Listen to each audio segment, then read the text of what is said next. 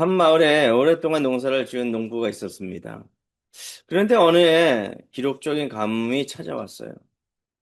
노는 갈라지고 강바닥은 드러났으며 사람들은 하나둘씩 짐을 싸서 그 고향을 떠나기 시작합니다. 여기는 더 이상 농사를 짓지 못하고 살 땅이야. 저주받은 땅이야. 다른 지역으로 가야 해 하면서 이 지역을 떠나기 시작합니다.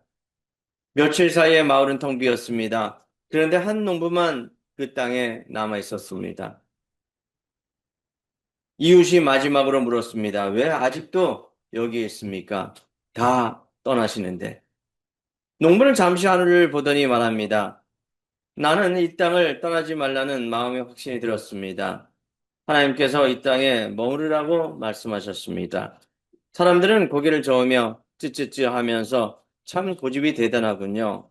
그리고 그 사람을 떠났습니다. 그는 마지막으로 혼자 남았습니다. 비도 오지 않고 점점 땅을 말라갔습니다. 상황은 여전히 절망적이었습니다. 그럼에도 불구하고 그는 밭을 갈았습니다. 그리고 씨를 뿌렸습니다. 손에 흙이 묻고 땀이 흐르고 마음속에는 수없이 여러 가지 나쁜 생각이 들었습니다. 내가 지금 뭐 하는 거지? 이건 과연 내 삶에 무모한 것은 아닐까? 하지만 그는 멈추지 않았습니다. 그런데 시간이 지나고 기적처럼 비가 내렸습니다. 그의 그 마을 사람들은 다 떠났지만 유일하게 그 한 사람, 그 농부는 많은 수확을 거두었습니다. 사랑하는 여러분, 오늘 이삭은 바로 그런 사람이었습니다. 이삭 시대에도 흉년이 찾아왔어요. 큰 흉년이 찾아왔습니다. 여러분, 아브라함도 흉년을 맞이하여 이집트로 들어갔습니다. 애굽에 들어갔죠. 그런데 오늘 본문을 보면 이삭은 하나님의 말씀을 듣고 어떻게 합니까? 애굽으로 들어가지 않았습니다. 애굽은요, 여러 강물의 줄기가 있어서 농사짓기 참 비옥한 땅이에요. 그래서 고대 문명이 그 이집트, 나일강 첫 줄을 만나서 거기에서 문명이 이루어지고 많은 사람들이 거기에서 몰려서 살았습니다. 문명의 땅이고 문화의 땅입니다. 그럼에도 불구하고 하나님의 말씀을 들은 이삭은 바로 이집트 땅으로 들어가지 않습니다. 자, 오늘 어찌 보면 아브라함과 비슷한 상황이 다시금 발생하는 그런 상황입니다. 인간적으로 보면 애굽으로 내려가는 것이 가장 합리적인 그런 판단일 것입니다. 합리적인 선택일 것이에요. 1절 한번 보겠습니다. 아브라함 때 첫 흉년이 들었더니 그 땅에도 또 흉년이 들매. 여러분 농사 짓는 사람들은 흉년이 드는 것이 아주 끔찍한 그런 상황입니다. 1년 한 해 농사를 졌는데 흉년을 만난다면 그 농사가 물거품으로 돌아가는 것이죠. 흉년뿐만 아니라 태풍을 만나도 그렇습니다. 그래서 요즘엔 보험을 많이 들죠? 그죠? 농, 왜 웃으십니까? 예. 농사 보험도 듭니다. 그래서 얼마나 농사가 안 되면 보험도 들겠습니까? 예. 자, 예. 자, 이 당시에는 보험, 한번 웃으시고 마시기 바랍니다. 이거 편집하시기 바랍니다. 예, 편집. 자, 보험도 들어요. 얼마나 혹독하면 보험까지 들겠습니까? 그죠?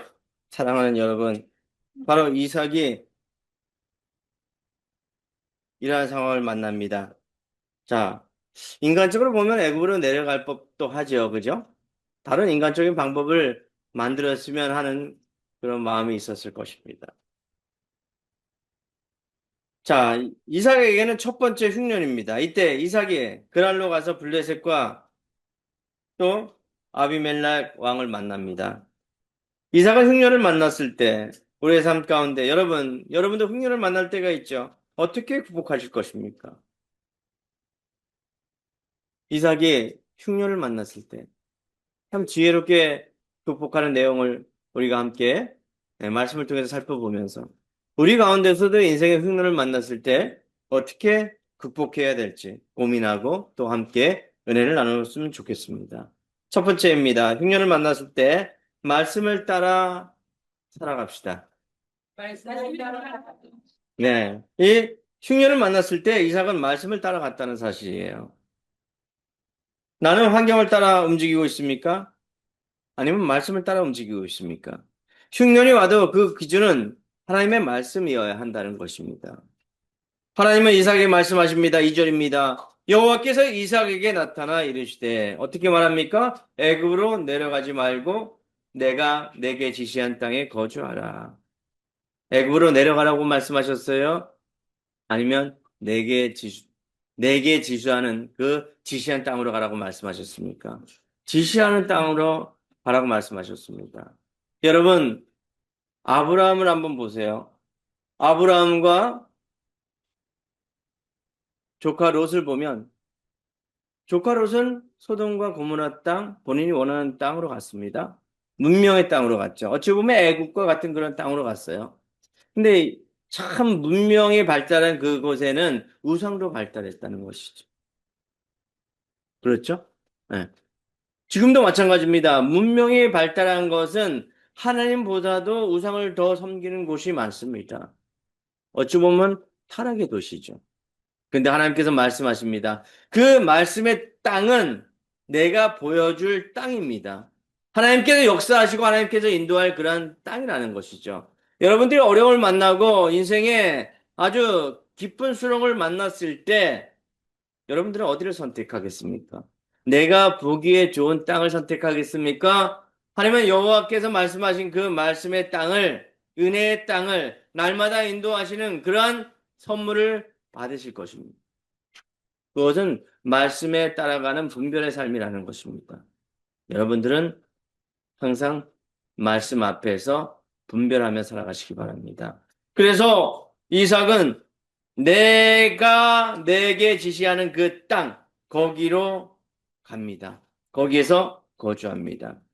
그 땅은 무엇입니까? 그랄 땅이라고 기록되어 있습니다. 그랄은 가나안 땅의 남쪽 끝에 경계로 조금만 더 내려가면 바로 애굽이 있는 땅이에요. 바로 애굽 땅과 밀접한 관계가 있는 땅이죠. 그렇지 않습니까? 항상 제가 말씀을 드리지만 남양주에 사는 것을 기쁨으로 생각하시기 바랍니다. 남양주 바로 인근하여 서울 땅이 있습니다. 당고개를 넘으면 바로 서울 땅입니다. 터널 하나에 바로 인접한 바로 이 땅이 진접입니다. 자, 그렇지만 하나님께서는 바로 인접한 그 땅에서 놀라운 일을 이루십니다. 그랄 땅이죠. 애굽으로 내려가지 않고 그랄 땅에 머물렀습니다.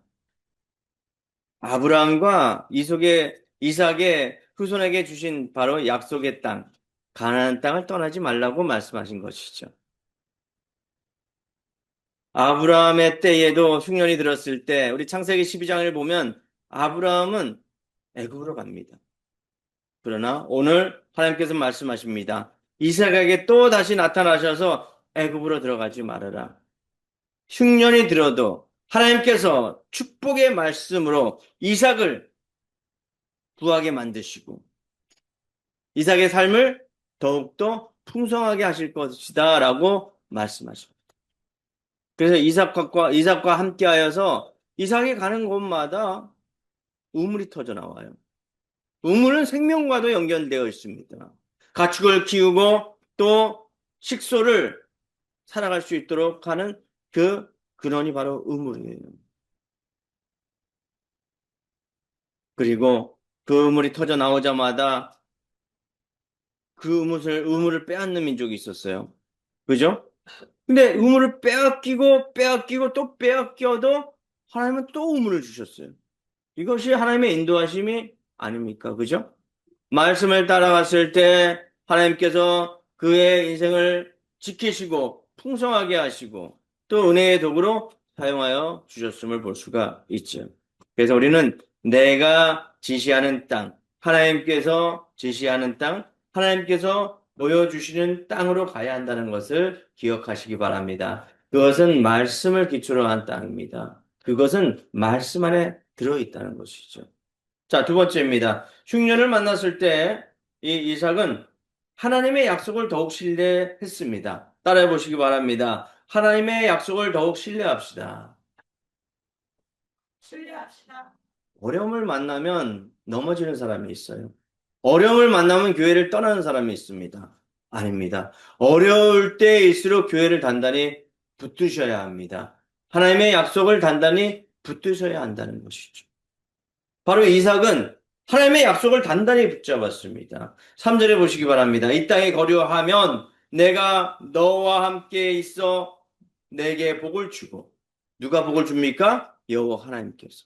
그냥 거기에 거주하고 있기만 하면, 포도나무이신 아버지 하나님 앞에 붙어 있기만 하면 열매 맺고 또 복을 주는 그런 인생을 살아가게 될 것입니다. 어찌하여 나무에 붙어 있으면 바람과 폭풍이 없겠습니까? 때로는 가뭄도 있을 것이에요. 그런데 깊게 뿌리 박힌 그 나무는 때가 되면 열매를 맺고 복을 받게 되어 있습니다. 그래서 우리는 하나님의 약속을 믿고 기다리는 신앙, 인내하는 신앙을 유지하시기 바랍니다. 내가 이 모든 땅을 너와 내 자손에게 주리라. 내가 내 아버지 아브라함에게 맹세한 것을 이루어. 이미 아브라함 아버지 그 조상을 통해서 이미 말씀하신 그 약속이에요. 물론 아브라함을 통해서도 역사하셨지만 이제는 그 아들 이삭을 통해 역사하십니다. 또 이삭의 다음 우선 누굽니까? 야곱과 에서. 야곱을 통해서 12지파가 나옵니다. 그러므로 인해서 기하급수적으로 이스라엘 백성은 커져나가기 시작해요. 할렐루야.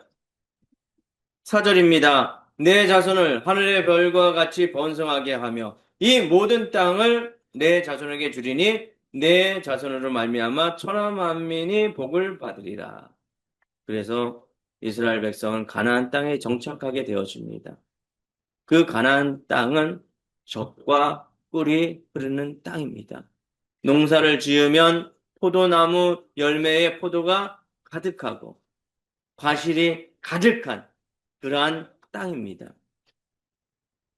5절입니다. 이는 아브라함이 내 말을 순종하고 내 명령과 내 계명과 내 율례와 내 법도를 지켰음이라.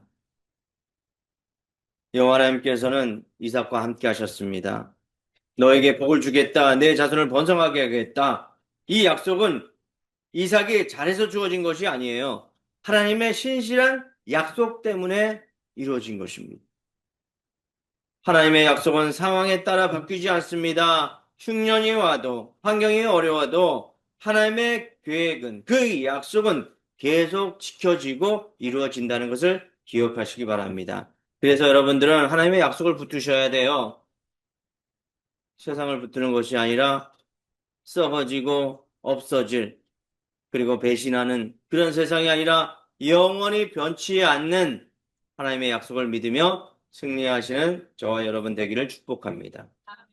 우리 마지막으로 흉년을 만날 때 우리는 깨달아야 됩니다. 하나님은 여전히 우리와 함께 하신다는 것입니다. 따라해 보시기 바랍니다. 하나님은 여전히 우리와 함께 하신다. 상황이 변해도요, 환경이 변해도 하나님은 여전히 우리와 함께 하십니다. 여러분, 나는 두려움 때문에 거짓을 선택하며 살아가고 있지 않은지 이 시간 우리 자신을 돌아보았으면 좋겠습니다. 두려움은 믿음을 흔들리게 합니다. 하지만 우리는 여전히 주님을 붙들어야 합니다. 여러분, 주위에 이런 경우가 있습니다. 우리 주위에 학생들 보면 또 자녀들 보면 이런 경우가 있어요. 시험을 완전히 망쳐버리는 경우가 있습니다. 근데 그 자녀가 부모에게 와서 시험 망쳤습니다 라고 하는 자식이 어디 있겠습니까? 그죠? 그런 친구는 아무도 없을 것입니다. 근데 시험을 받는 순간 머릿속이 하얘지는 경우를 볼 수가 있죠. 그런 친구가 있을 것입니다. 근데 그 친구가 어떤 친구가 예상보다 훨씬 결과가 나빴습니다. 근데 집에 돌아오는 길에 부모에게 말씀을 드려야 되는데 뭐라고 말해야 될까 곰곰이 생각하다가 분명 화를 내실 것 같아가지고 그냥 심장이 콩닥콩닥 거리니까 그냥 시험을 잘 봤어요. 그냥 이야기했다고 합니다. 자, 그럴 수 있죠, 그죠? 어, 저도 그런 경험이 좀 있는 것 같아요. 근데 왜 그렇습니까? 우리에게 흔한 일이죠. 혼날까 봐. 우리 아이들도 그런 경우가 많아요. 이 두려움 때문에 그렇다는 것이죠. 혼날까 봐.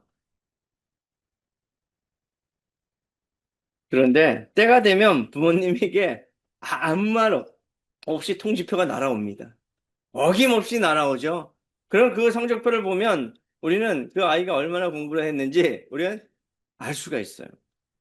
네, 이제 시작됐습니다. 부모님이 조용히 묻습니다. 이게 뭐야? 이걸 성적표라고 가져왔어? 라고 얘기합니다. 그런데 중요한 것은 점수가 아닙니다. 그 아이의 마음속에 두려움 때문에 거짓말을 하게 된 것이 문제죠. 그렇지 않습니까? 우리에게도 엄습해 오는 이 두려움. 두려움 때문에 결국 거짓말을 하는 경우가 종종 있습니다. 오늘 본문 말씀도 마찬가지입니다. 이 이삭은 믿음이 있었지만 그 마음속에 두려움이 엄습해 왔습니다. 두려움이 그의 마음을 흔들었습니다. 그래서 아내를 누구라고 속입니까? 누이라고 속여요. 죽을까봐 두려웠습니다. 여러분, 이 거짓말이라는 것은 지식이 부족해서 나오는 것이 아니에요. 우리 안에 두려움이 가득 찰 때 우리는 그 위기를 모면하기 위해서 거짓말을 합니다. 여러분, 여러분들은 하나님의 약속을 신뢰합니까? 눈에 보이는 현실보다 더 확실한 그것이 바로 하나님의 말씀입니다. 하나님은 이삭에게 아브라함에게 주셨던 약속 그대로 선물로 자녀를 허락하여 주셨습니다. 우리 한번 본문 한번 다시 한번 볼까요? 7절에 보면 자, 리브가로 말미암아 자기를 죽일까? 아비멜렉이 너무 리브가가 아리따운 거예요. 리브가도 하나님께서 허락하여 주셨잖아요. 그죠? 응. 그런데도 불구하고 이 이삭은 두려웠어요. 그래서 그는 내 아내라 하기를 두려워함이었더라. 내가 죽을까 봐 걱정이 된 거죠. 그래서 누이라고 거짓말을 합니다. 자, 참 그래도 됩니까? 그죠? 자기 사랑하는 아내를 누이라고 그래도 됩니까? 그런데요, 아브라함도 똑같이 이러한 누를 범했어요. 아브라함도 속였단 말이죠. 그 아버지의 그 아들입니다. 그죠? 철저한 그 유전자적 그런 검색을 안 해도 우리는 유전자적인 그런 어, 내용을 알 수가 있습니다. 자, 8절입니다. 이삭이 거기에 오래 거주하였더니 이삭이 그의 아내 리브가를 껴안는 것을 블레셋 왕 아비멜렉이 창으로 내다본지라. 하마터면 그죠? 내다보았어요. 누구를? 리브가와 이삭이 껴안는 것을. 자, 여러분 한번 생각해 보세요. 보아도 이렇게 잘 봐야 돼요. 우리 다윗 봐요. 다윗이 문득 창문을 내다봤는데 누구를 봤어요? 바세바가 목욕하는 것을 보았습니다. 무엇을 바라보는 것 참 중요해요. 그죠? 하나님의 영이 임하니까 이삭에게 하나님께서 도움의 손길을 허락하여 주셔서 그 장면을 보게 하셨습니다. 영적으로. 그죠? 그리고 이삭이 살아나게 되었죠. 너가 죄를 저질렀지만 하나님께서 너를 보호하시고 여기까지 인도하셨기 때문에 너를 인정하고 그리고 너와 화해하겠다. 후에도 이삭을 통해서 하나님께서 하신 일이 놀라운 일을 보고 아비멜렉은 오히려 이삭을 보고 하나님의 살아계심의 역사를 바라봅니다. 우리 인생이 이러한 인생이 되었으면 좋겠습니다. 어떠한 상황을 만날지라도 여전히 하나님은 우리와 함께 하십니다. 어떠한 어려움을 당할지라도 우리를 보호해 주십니다. 누가요? 하나님께서. 하나님께서 약속하셨기 때문에 여러분들과 약속하셨기 때문에 하나님은 신실하시기 때문에 그 약속을 지키신다는 것이죠. 할렐루야. 그 최용덕이라는 우리 찬양 작곡자 아시죠? 오 신실하신 주, 오 신실하신 주, 내 아버지여. 예, 한번 불러봤으면 좋겠습니다. 예, 다음 우리 한번 불러봐요. 예, 예, 이 찬양을 만드셨는데 이 찬양을 그냥 만든 것이 아니라 자기 가족의 그 먼저 하늘나라에 보내고 가족의 한 분을 하늘나라에 보내고 그럼에도 불구하고 하나님께서는 신실하신 분이다라고 고백하면서 이 찬양을 만드셨어요. 원망 불평을 할 수도 있을지언정 하나님의 뜻이 분명 있으실 거라 믿음의 고백 가운데 한 걸음 나아가면서 이 찬양을 만드신 분이 바로 최영덕 간사님이라고 합니다. 그럼에도 불구하고 하나님께서는 여전히 여러분들과 함께 하십니다. 가장 좋은 것, 바로 하나님이 우리와 함께 하신다는 것입니다. 기도합니다.